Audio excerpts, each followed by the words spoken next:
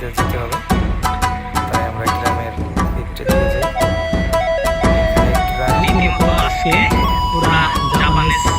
জাপানের গ্রামের জনবসতি নিয়েছি তিনজন মিলে, আমি নাইম আর ইকবাল ভাই। জাপানের সব কিছু আছে এই ভিডিওতে তুলে দেবো গ্রামীণের দিক থেকে।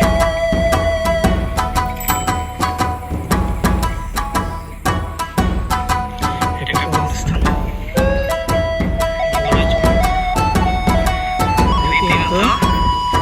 একদম কাছে এসে বলছি।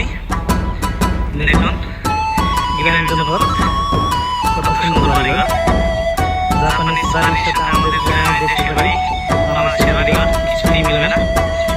ওরা সব কিছুই নিজের হাতে এমনভাবে তৈরি করছে যেন বিধাতা নিজের হাতে তৈরি করতেছে। এই দেখুন ধানের চারা, আমাদের দেশের ধানের চারা আর এই দেশের ধানের চারার সাথে অনেকটাই পার্থক্য। এদিকে প্লাস্টিকের একটা পাত্রের ভিতরে ধানের বীজ ফেলানো হয়েছিল, তারপরে চারা হয়েছে। সূর্যটা একদম চোখে তাপ দিচ্ছে। দেখুন পাহাড়, অনেক কিছু হারান হয়ে গেছি সাইকেল চালিয়ে আসতে একটু।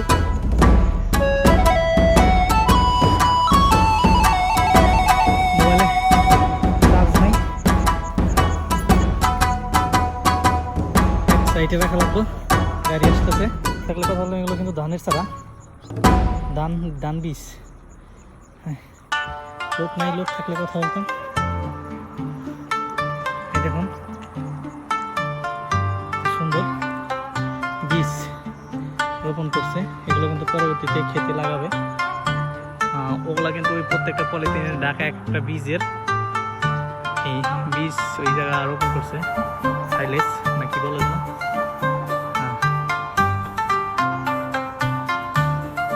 সাগাইয়া আমার তো আর 2 কিলোমিটার, সাগাইয়া আমার তো 2 কিলোমিটার ভাই। তো অনেক সুন্দর পরিবেশ, এত শান্ত সৃষ্ট পরিবেশ বলার মতো না। এখানে কোনো ফলের গাছ দেখি না, প্রত্যেকটা বাড়ি ঘরে কোনো ফলের গাছ দেখি না। এটা হচ্ছে মিষ্টি কুমড়া গাছ, এই মিষ্টি কুমড়া গাছ তাই এই যে এটা হচ্ছে মিষ্টি কুমড়া গাছ। ওই যে পেঁয়াজ গাছ, এই যে মিষ্টি কুমড়া গাছ। মিষ্টি কুমড়া কিন্তু ধরেছে, জাপানিজ মিষ্টি কুমড়া, বেশি বড় হয় না ফুল। আর এখানে আছে মূলা আছে, ওই যে মূলা ভিতরে দেখা যায় না, বেগুন ধরছে, ভিতরে তো যাওয়া যাবে না, একটু বাইরে থেকে দেখালাম আপনাদেরকে। তো বাংলাদেশের মতোই মিষ্টি কুমড়া গাছ, বেগুনও একই রকম, তো মূলাও একই রকম। বাংলাদেশের মতো কিন্তু বড় বড় পেঁয়াজ, ঠিক আছে। এটা কিন্তু উৎপন্ন করলে আর উপরে যাওয়া যাবে, কিন্তু আমার সামনে অনেক উঁচু।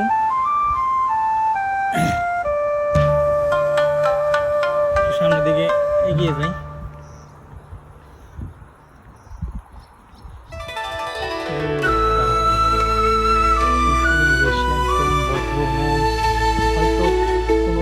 থাকে হয়তো থাকে না, বৃষ্টি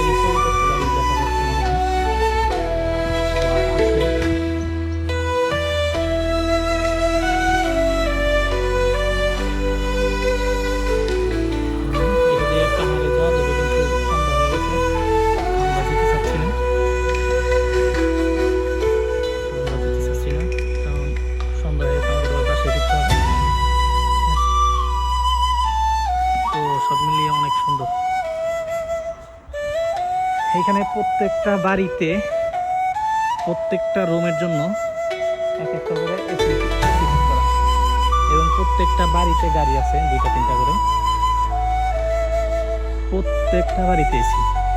দেখছি গরম কিন্তু তেমন না, গরম একদমই নাই বললেই চলে, কিন্তু প্রত্যেকটা বাড়িতে এসি থাকবে।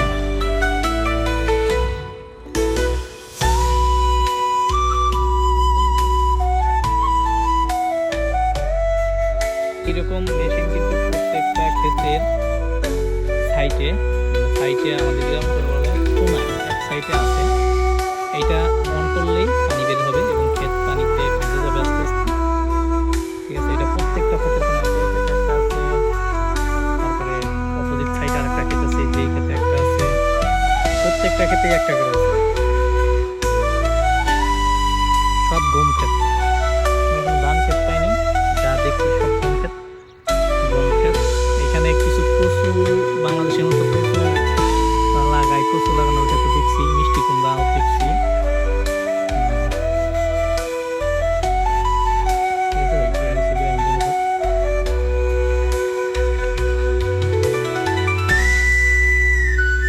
ওই একজন একজন মেয়ে মহিলা তার বাচ্চাকে নিয়ে খেলা করতেছে। দেখুন তারা কিন্তু অনেক সভ্যসাথী। এই দেশের বাচ্চা ভাই একদমই কান্নাকাটি করে না, ওদের মনে হয় কোনো শিখানো নাকি, ওরা যেভাবে রাখে ওইভাবেই থাকে, কোনো কান্নাকাটি কোনো কিছু করে না।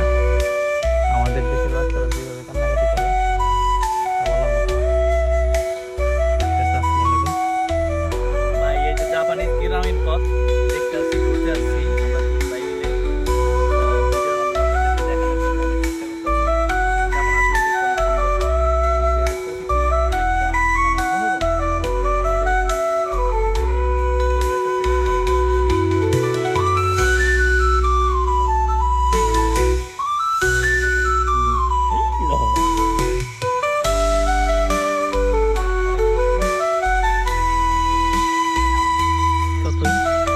যত দেখি ততই মন ভরে যায়। এই গ্রামীণ জনপথে এখন পাখির অনেকটা আনাগোনা, কিন্তু শহর অঞ্চলে পাখি একদমই নাই। অনেক পাখি, দেখেন পানি কত স্বচ্ছ, একদম স্বচ্ছ পানি। এগুলো সবই ক্ষেত। বাংলাদেশে ধান খেতে সেচ যায় মাঝখানটা ড্রেন করে, কিন্তু জাপানিজ খেতে সেচ দেয় এই যে এইটার মাধ্যমে। এটা বিদ্যুৎ লাইন, যখন এটা ওপেন করে তখন এটা অটোমেটিক উপরে দেয়, পানি ওঠে, পানি ওঠার পরে পুরো ক্ষেত ভিজে যায়।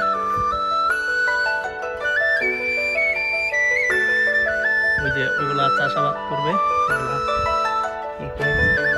দেখুন আমি কিন্তু একদম পাহাড়ের একদম কাছে। ওই দেখেন পাহাড়ের উপরে একটা বাড়ি, এটা হয়তো বাড়ি না হয় জিনজা, মানে টেম্পল। যারা যারা জাপান ভ্রমণ করেননি, যারা ভ্রমণ করে গেছেন, তারা জাপান ভ্রমণ করতে পারেন। জাপান আসলেও অনেক সৌন্দর্য। জাপানে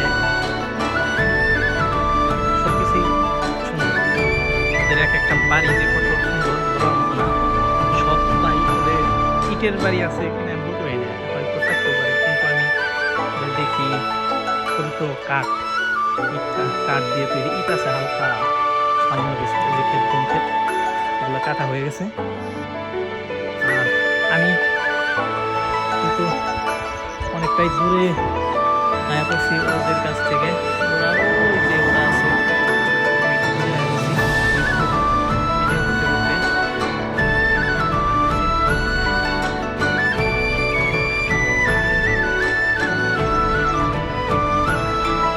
এখনো ভাই চাকরি হয় নাই, সবাই দোয়া করবেন যেন চাকরি পেয়ে যাই। হবে ইনশাল্লাহ, হয়তো কিছুদিন সময় লাগবে।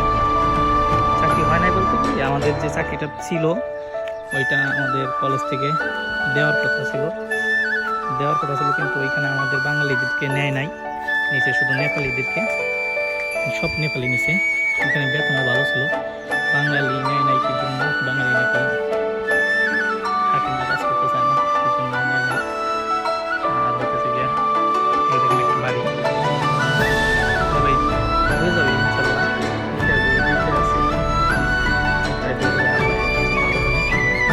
এটা একটা কবরস্থান,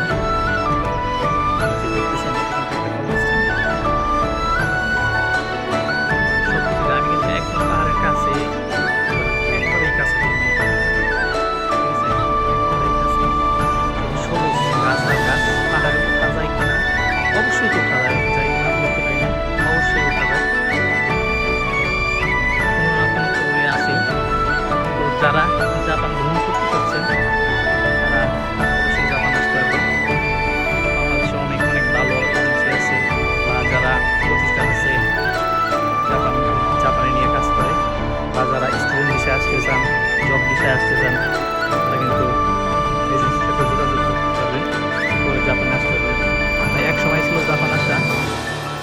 অনেক কষ্টসাধ্য, কিন্তু এখন জাপান আসা অনেক সাধ্যের ভিত্তি মানুষের।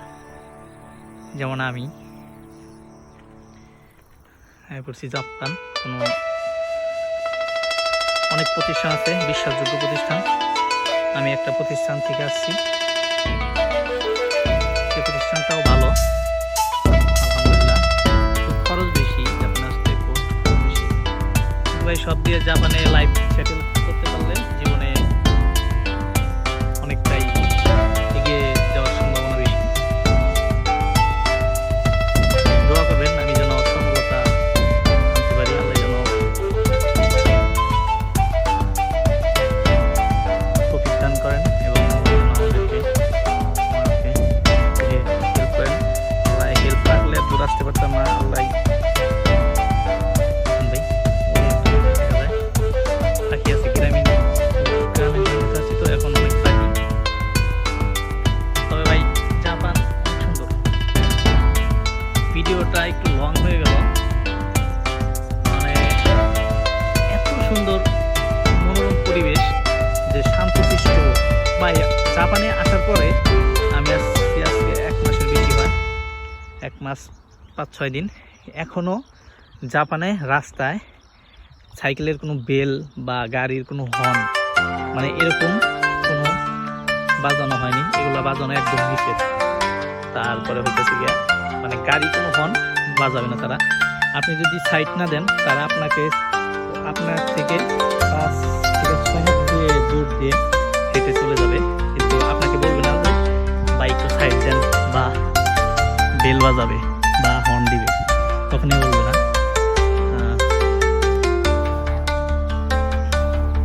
কখনোই বলবে না তারা। এই যে একটা গাড়ি আসতেছে, ও জীবনেও হর্ন দিবে না, ও সোজা একদম চলে যাবে।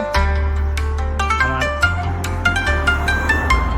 মেয়ে ড্রাইভার, কিন্তু জাপানে বেশিরভাগই আছে মেয়ে ছেলে সবই, তো ওরা অনেক সভ্য ভদ্র। জীবনে ওরা বলবে না যে ভাই আপনি একটু সাইড দেন বাই করেন। কিন্তু আমাদের দেশে গাড়ির হর্ন একদম ঠিকাই যায় না, আর আমরা যেদিক দিয়ে সেদিকটা পারি চলে যায়। ওদের দেশে নিয়ম আছে, যদি কোনো পথচারী এমনি হাইটে যায়, গাড়ি থামায়া ব্রেক করে থাকবে, যে পর্যন্ত ওই পথচারী না যাবে সে পর্যন্ত এই গাড়ি যাবে না, ঠিক আছে? আর ওদের দেশে অনেক ডিসিপ্লিন মেনে চলতে হয়।